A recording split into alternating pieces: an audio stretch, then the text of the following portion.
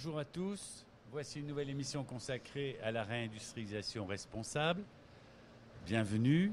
Nous avons déjà eu l'occasion de parler de la réindustrialisation qui est un thème transversal constant sur l'ensemble de cette édition de Global Industrie. Et il faut bien reconnaître que la réindustrialisation est un peu devenue une cause nationale qui est reprise sur le plan politique, qui est reprise par le gouvernement et qui est encouragée à tous les niveaux des institutionnels pour doper l'industrie en France dans ces périodes un petit peu délicates. On a des mots-clés qui sont souvent utilisés. On parle de souveraineté, on parle de compétitivité, on parle d'industrie décarbonée.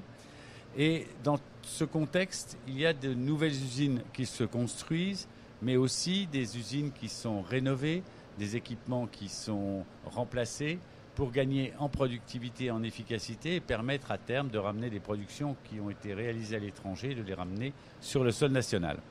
Alors, lorsqu'on parle de construire de nouvelles usines, eh bien, des disponibilités de terrain, c'est évidemment plutôt dans les territoires. Et les territoires prennent beaucoup d'importance avec le réseau qui peut entourer une usine en construction dans un secteur important de sous-traitants qui pourront apporter leur appui. Alors, pour parler des territoires, j'ai le plaisir d'accueillir Caroline Granier, qui représente la Fabrique de l'Industrie. C'est un think tank dont elle va nous dire quelques mots dans un instant. Bonjour Caroline. Bonjour. Et ensuite, elle pourra nous parler d'un travail important qui est fait dans le cadre de l'Observatoire des territoires d'industrie. Mais je ne vais pas tout dévoiler, Caroline. Donc présentez-nous déjà un peu la fabrique et l'observatoire. Bonjour, tout d'abord merci beaucoup de me recevoir aujourd'hui. Donc, je suis chef de projet à la Fabrique de l'Industrie, qui est un laboratoire d'idées, qui est un groupe de réflexion qui cherche à éclairer le débat public sur les questions industrielles et notamment sur la place de l'industrie en France et en Europe. Et dans le cadre de la fabrique, on réalise des études. En ce moment, nos 3 sujets sont la transition écologique, les innovations de rupture et les territoires industriels. Et c'est pour ça qu'il y a maintenant 3 ans, la Fabrique de l'Industrie s'est associée alors à l'Institut pour la recherche de la Caisse des dépôts, la Banque des territoires, l'Agence nationale de la cohésion des territoires, Intercommunalité de France, Région de France et la Fondation Mines ParisTech. Je vous avais dit qu'il y avait un certain nombre de partenaires. C'est un beau programme. Pour justement aller sur les territoires et d'aller étudier les spécificités, les dispositifs qui sont mis en place pour revitaliser, ou pour vitaliser d'ailleurs, pas forcément revitaliser, le tissu industriel. Le point d'entrée, c'est la mise en place du programme Territoire d'industrie qui a été lancé donc en novembre 2018. Mais encore une fois, plus généralement, dans nos travaux, que ce soit dans notre cycle mensuel de séminaires ou dans nos études, on cherche vraiment à aller creuser en profondeur les facteurs de performance de nos territoires en France. Et alors, justement, ces facteurs de performance, vous les analysez territoire par territoire, on va dire région, grande région par grande région, ou bien vous avez des facteurs de performance qui réussissent dans toutes les régions et que vous avez réussi à identifier? Alors, vous anticipez un peu sur l'étude que nous sommes en train de faire, mais effectivement, notre objectif, c'est de révéler les spécificités et aussi d'aller voir les grands facteurs que l'on peut retrouver sur plusieurs territoires et qui peuvent être effectivement déterminants pour la réussite des territoires en termes d'emplois industriels. Donc, j'imagine que la prochaine question, c'est quels sont... Les territoires, effectivement. Est-ce que tous les territoires répondent à une possibilité, à des opportunités sur le plan industriel, ou est-ce que ce sont évidemment les régions les plus industrielles qui sortent en premier? Alors, un des premiers enseignements qu'on a pu tirer de l'Observatoire, c'est que déjà, pour qu'il y ait une industrie, il faut qu'il y ait des ressources. Donc, on ne crée pas une industrie à partir de rien. Il faut que sur un territoire donné, il y ait soit des ressources naturelles, soit des compétences, soit du foncier disponible, soit des infrastructures de transport. Et il faut que tous ces facteurs-là, alors tous ou pas tous, se combinent pour parvenir justement à devenir finalement un territoire industrialisé. Et ingrédient majeur dans tout ça, c'est qu'il faut qu'il y ait une mobilisation des acteurs locaux pour parvenir à trouver cette combinaison de succès des territoires.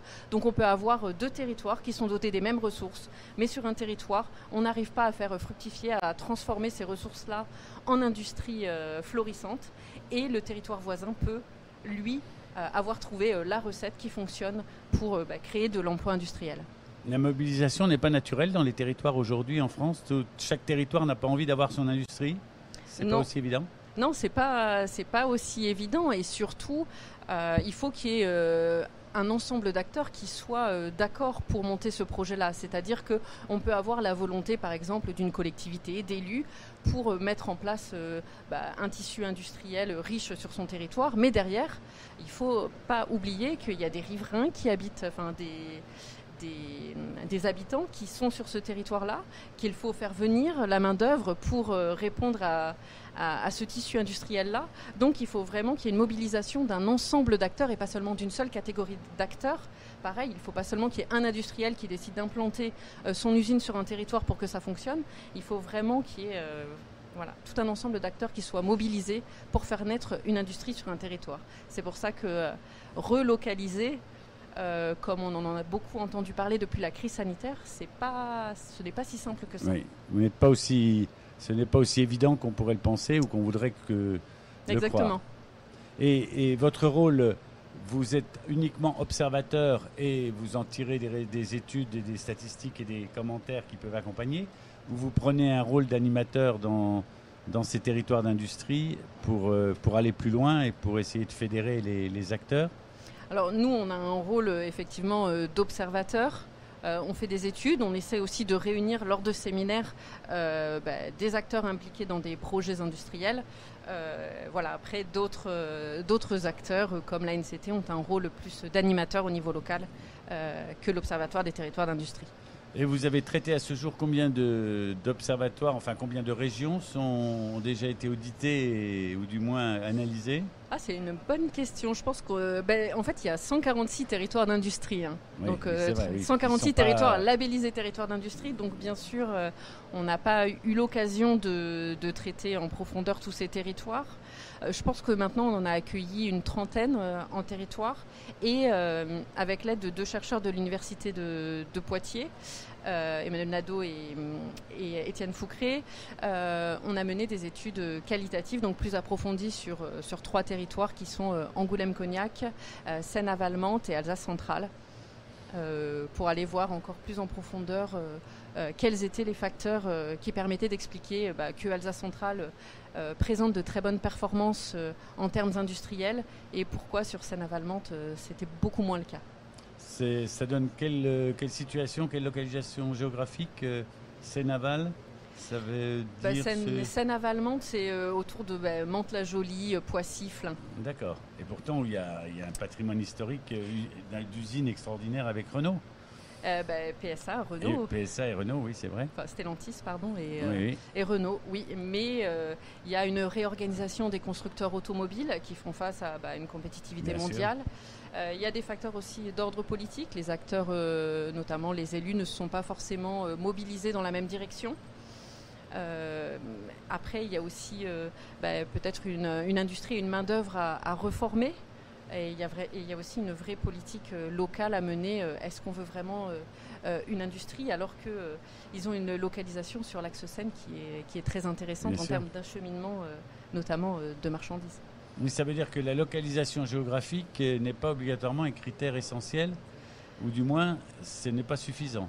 C'est utile, mais tout dépend de ce que vous entendez par localisation géographique. Enfin, un bassin industriel existant, des infrastructures fluviales. Ce sont pas Encore une fois, c'est ce dont j'évoquais au début, c'est qu'on peut avoir les ingrédients, mais s'ils ne sont pas bien combinés, on n'a pas le tissu industriel qu'on pourrait avoir si on arrivait vraiment avec un projet, une mobilisation des acteurs, avec une main-d'œuvre formée, parce que Seine-Aval aujourd'hui est confronté notamment à un problème de compétences aussi, avec beaucoup finalement de catégories cadres qui sont implantées sur ce territoire-là, et du coup une catégorie ouvrière qui s'est plutôt éloignée.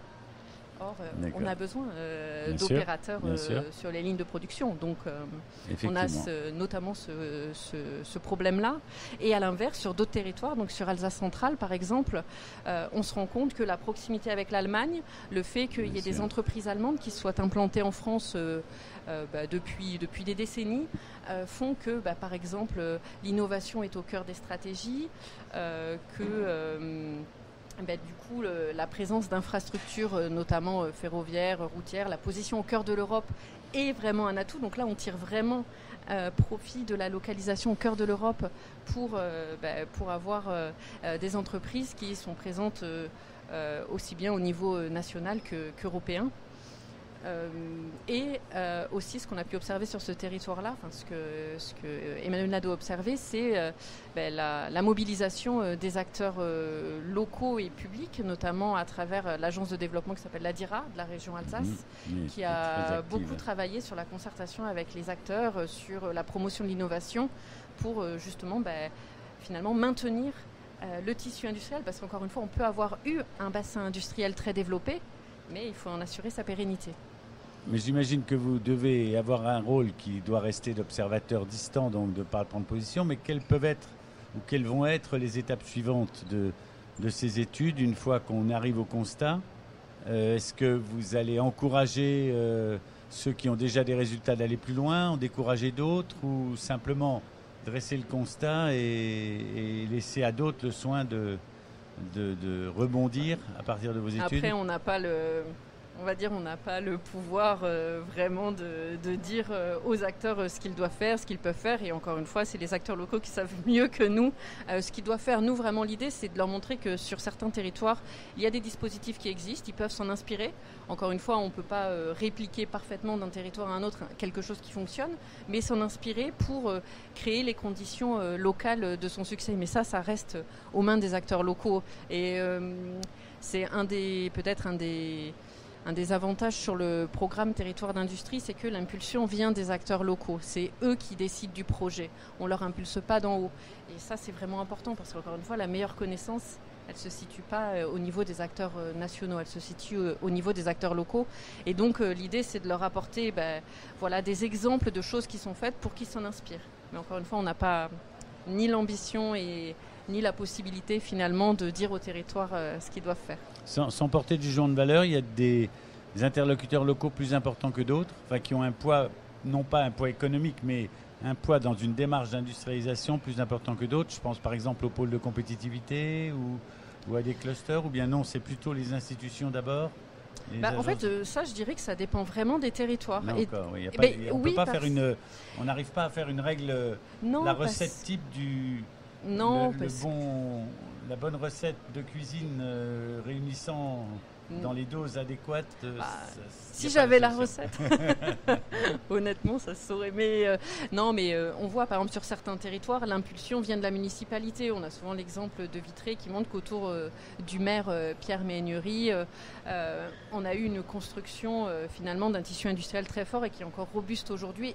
Et cette municipalité, malgré le départ de M. Méhaignerie, continue de mettre en place des dispositifs innovants en faveur de l'industrie. Donc on a vraiment une impulsion qui se perpétue en fait. Et ça qui est intéressant, c'est de la créer et de maintenir. Et dans d'autres territoires, ce seront des entrepreneurs industriels qui seront le pivot autour d'un projet industriel. Ça ouvre des possibilités, mais vous croyez au redéploiement de l'industrie en France? Je pense que vraiment... En deux mots, oui. Oui, il existe un tissu industriel et il existe un potentiel industriel. Après, reste à savoir quelle place on veut donner à l'industrie en France aujourd'hui. C'est une vraie question. Merci Caroline de ces précisions vraiment intéressantes. Et puis, rendez-vous pour une prochaine émission sur la réindustrialisation. À bientôt. Au revoir.